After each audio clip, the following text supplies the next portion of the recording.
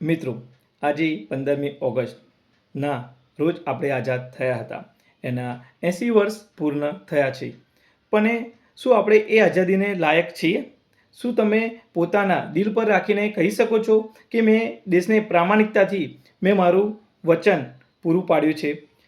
મિત્રો, આપણને આઝાદી સરળતાથી નથી મળી. એમાં મહાત્મા ગાંધી, ચંદ્રશેખર બોઝ, વલ્લભભાઈ પટેલ અને અનેક ક્રાંતિકારોએ પોતાનું બલિદાન આપ્યું છે. શેના માટે? આપણા માટે, કે આપણું ભવિષ્ય ઉજ્જવળ બને, દેશના દરેક નાગરિકનું ભવિષ્ય ઉજ્જવળ બને, સફળતા મેળવે.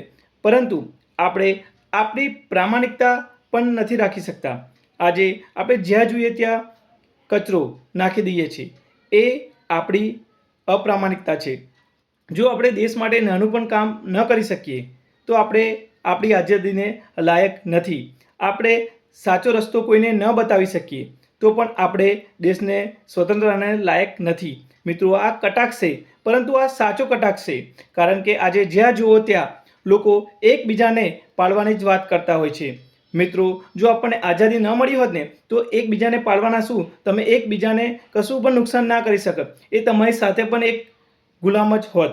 તો મિત્રો, આપણને જે આઝાદી મળી છે એનો સંપૂર્ણ લાભ ઉઠાવો અને દેશને આઝાદી માટે પોતાની જાતે સ્વતંત્ર રહો અને દેશનું સન્માન કરો.